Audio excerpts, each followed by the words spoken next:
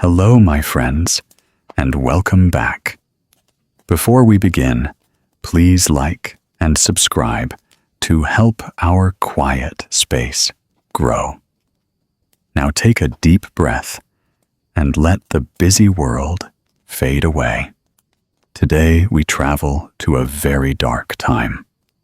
A great nation was losing a terrible war.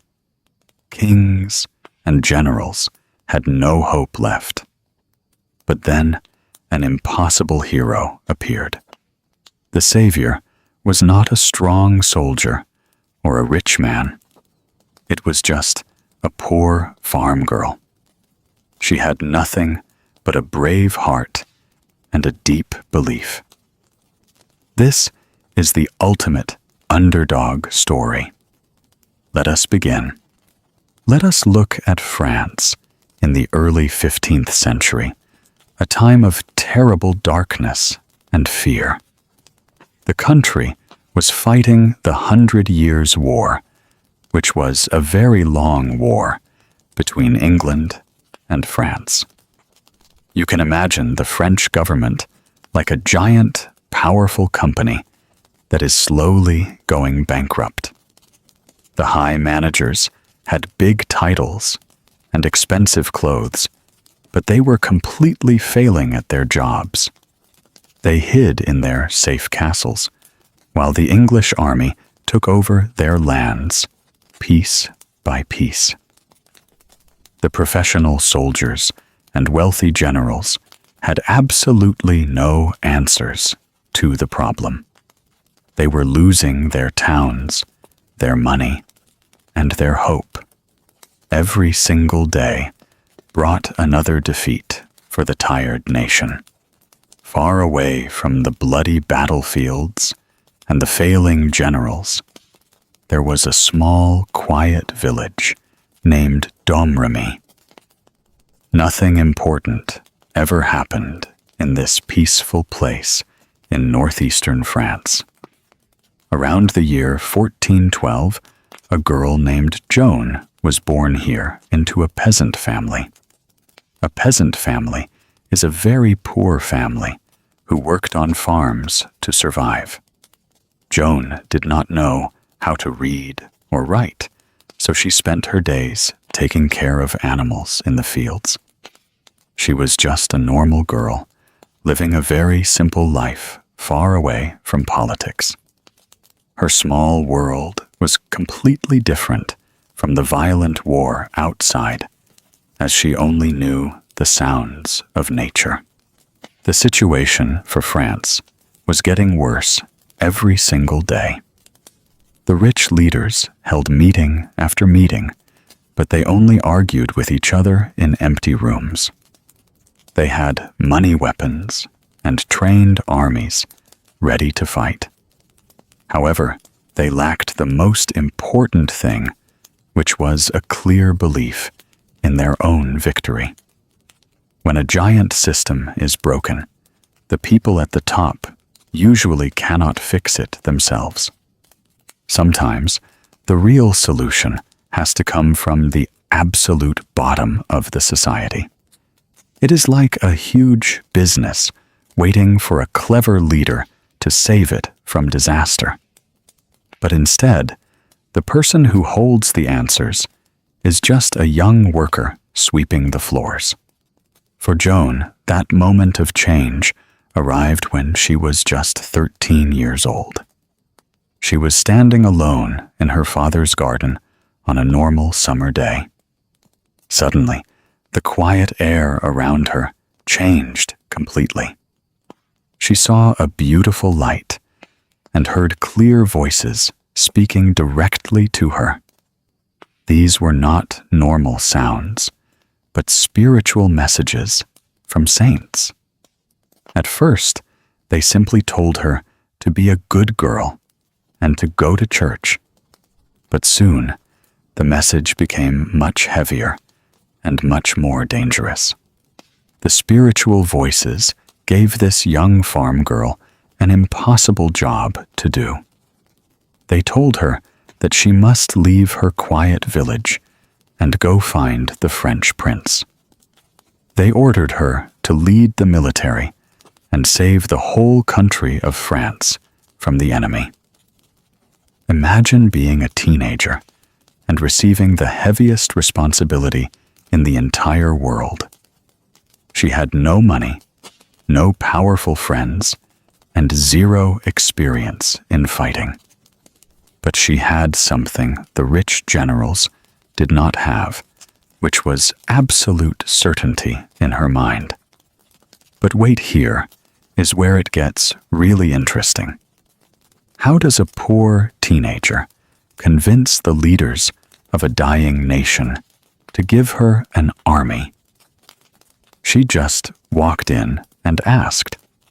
So Joan left her quiet village and began a very dangerous journey across the country. She was only 17 years old and had absolutely zero military experience. She did not know how to use a sword, and she could not read a battle map. To protect herself, she cut her hair short and wore rough men's clothes to look like a poor farm boy. But she was heading to Chinon, a very rich and beautiful royal castle. This was the safe home of Crown Prince Charles, the man who wanted to be the King of France. When Joan finally arrived at the huge castle, the royal guards naturally laughed at her. They saw a crazy teenager in dirty clothes, not a savior of the nation. But she refused to leave and kept demanding to see the important prince. Finally, the desperate prince agreed to let her inside the grand meeting hall. The room was completely full of rich nobles, old generals, and powerful politicians wearing expensive silk. Then the heavy wooden doors slowly opened.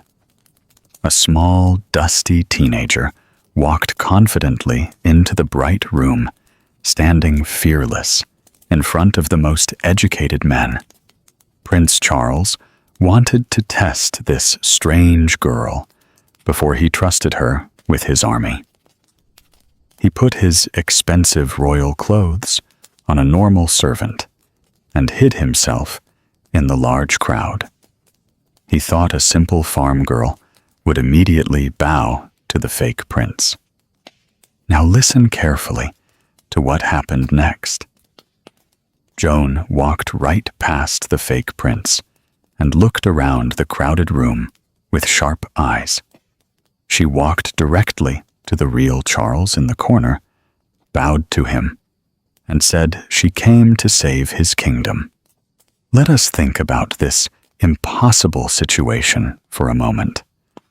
In our modern culture, we truly love the idea of the ultimate underdog, which is a person who has a big disadvantage but fights hard to win. We believe that a person's background or clothes do not matter if they have real talent.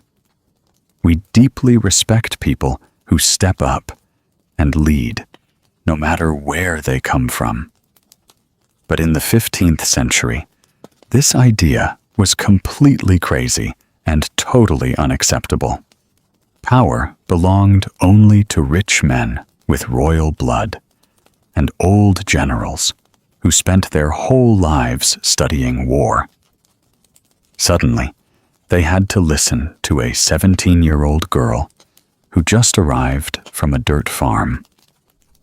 The military leaders were angry and deeply confused by this strange event. They asked Charles to send her away immediately because they thought it was a terrible joke.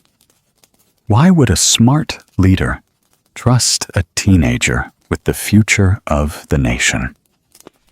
The answer is that the prince was completely desperate. He had already tried all the normal solutions, and absolutely none of them worked. Sometimes, when a system is completely broken, you have to try the most impossible option available to you. The elite politicians hated this crazy idea, and the old generals hated it even more. They felt insulted that a peasant was standing in their important war room. But Charles looked at the confident girl in men's clothes and saw something different. He saw a fire and a strong belief that his tired soldiers did not have anymore.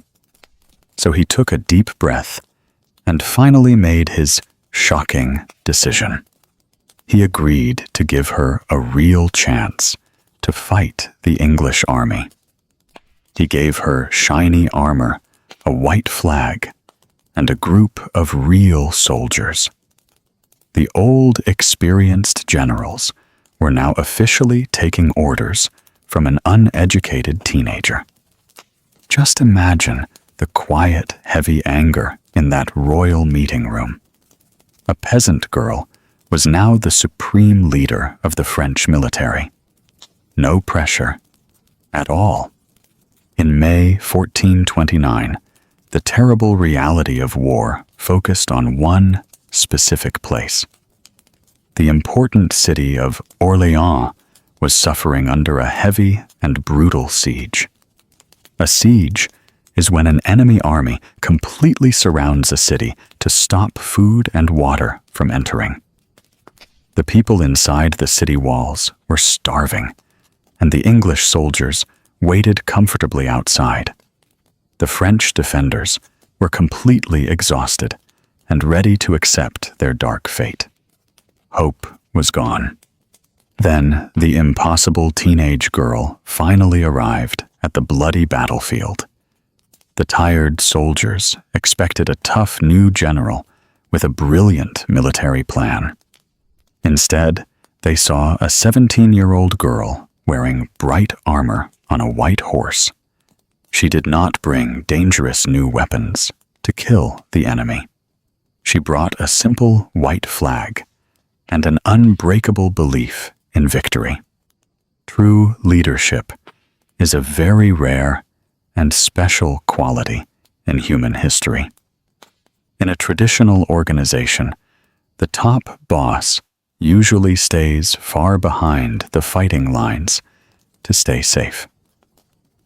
Joan completely destroyed this comfortable traditional way of managing a crisis. She perfectly demonstrated the powerful concept of leading directly from the front. She put herself in the absolute most dangerous position on the entire field. She shared the exact same risks as the poorest soldier. The heavy battle finally began with a terrible and deafening noise. Arrows flew through the dark sky like deadly rain. Heavy swords crashed violently against metal shields, and men screamed in pain. But Joan did not hide behind the strong, tall men. She rode directly toward the thick stone walls of the English forts. She waved her bright white flag high above the dirty chaos. Her white flag quickly became a moving symbol of pure energy. The frightened French soldiers looked up and saw her brave face in the smoke. They did not fight for the rich king anymore. They fought for the brave girl who shared their deep pain. They pushed forward with a sudden wild fire in their heavy hearts. The English soldiers watched in total shock as the French army attacked. But wait, here is where the story takes a very dark turn. The reality of war does not care about miracles or brave teenagers. A heavy English arrow flew quickly through the chaotic air and found a target. It hit Joan deep in her shoulder, and she fell violently from her horse. The French army immediately stopped moving forward in fear. Everyone thought the magical dream was finally over. Now listen carefully to what happened in the next critical moments. A normal, experienced general would order a fast retreat to save his own life. Joan did not do any of those normal, safe things. She pulled the bloody arrow out of her own shoulder with her own hands. She let the doctors put a quick bandage on her deep wound. Then she put her heavy metal armor right back on. She grabbed her white flag with her injured, bleeding arm. She ran straight back into the absolute center of the deadly fight. The French soldiers watched this impossible scene with wide eyes. Their fear completely disappeared, and a massive wave of anger replaced it. If a wounded teenage girl could fight, they could not run away. They attacked the English forts with a crazy, unstoppable power. The powerful English army finally broke down in complete panic. They ran away from the city in total fear and confusion. The long, terrible siege of Orléans was finally over. The highly educated French generals tried to break this siege for many months and failed completely. It took an uneducated teenage girl exactly 9 days to win the whole thing. 9 days. Total victory. But what usually happens when a single person beats a giant system? The system always fights back with absolute cruelty. History shows us that human beings love to build heroes just to destroy them later. Joan was no longer just a lucky farm girl with a wild dream. She was a massive political problem for the powerful English army. In May 1430, her amazing luck finally ran out on the dirty battlefield. She was fighting bravely when enemy soldiers surrounded her and pulled her from her horse. The Burgundians, who were local allies of the English, captured her alive. They did not treat her like an honorable or respected prisoner of war. Instead, they quickly sold her to the angry English government for a large amount of money. The English could not simply kill her quickly on the battlefield. They needed to completely destroy her good reputation and her magic in front of the whole world. So they created a deeply unfair trial to make her look like a terrible criminal. We often call this a kangaroo court, which means a fake court, where the powerful judges have already decided the result before the trial even begins. The wealthy judges hated her and wanted her dead from the very first day. They aggressively questioned the tired teenager for many long months in a dark, cold prison. They officially charged her with 70 different and crazy crimes. They accused her of doing dark magic, stealing horses, and lying to the public. It was a massive, expensive legal show to crush one poor girl. How could a lonely teenage girl fight against the smartest lawyers in the country? You might think her worst crime was killing so many English soldiers. However, the serious judges focused their anger on something completely ridiculous. The most dangerous crime on their long list was that she wore men's clothing. Yes, the most powerful and educated men in Europe were absolutely terrified of a young girl in trousers. Joan wore heavy men's clothes because they protected her body while she slept in the dangerous prison. But the old judges called it a terrible sin against nature and civil society. They spent weeks writing angry legal papers about her simple shirts and pants. This shows the deep, embarrassing panic of the traditional authorities. They were not actually afraid of her military weapons or her battle plans at all. They were terrified because she completely refused to stay in her traditional quiet place. The angry judges eventually focused on the ultimate crime of heresy. A heretic is someone who believes something completely different from the official church. In those dark days, the powerful leaders controlled the society by strictly controlling what ordinary people were allowed to believe. Joan claimed that she heard pure voices directly from heaven in her father's garden. She clearly stated that she did not need the rich priests to talk to God for her. This strong, independent thinking was the real danger to the giant, wealthy religious organization. If a poor, uneducated farm worker could talk directly to God, the rich leaders would lose all their control.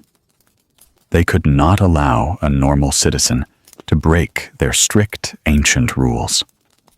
Therefore, the long trial was never about finding the actual truth or serving real justice. It was always about a broken system, desperately trying to protect itself from a fearless individual. The cruel system finally got exactly what it wanted. The rich judges read the final papers and ordered the ultimate terrible punishment. On May 30th, 1431, the guards took Joan to the busy market square in the city of Rouen. The morning air was cold and heavy, with deep sadness. She was still just 19 years old, far away from her quiet village and her family. She did not have a large army, a shiny sword, or a white flag anymore. The English soldiers tied the young girl to a tall wooden post in the center of the town. They brought dry wood and started a massive fire around her bare feet. The hot flames grew higher and slowly consumed the bravest hero in France. The large crowd watched the terrible scene in complete, uncomfortable silence. Even some of the angry English soldiers cried when they saw her die so bravely. The fearless peasant girl was gone, leaving nothing but dark smoke and gray ashes in the sky. But the amazing story did not end in that dark, terrible smoke. The truth has a very interesting way of surviving the hottest fires. 25 years later, in the year 1456, a new court carefully examined her old case. The Pope, who was the highest and most powerful leader of the Church, ordered this review. The new judges looked at all the historical papers and officially canceled the old judgment. They declared that she was completely innocent of all the crazy crimes.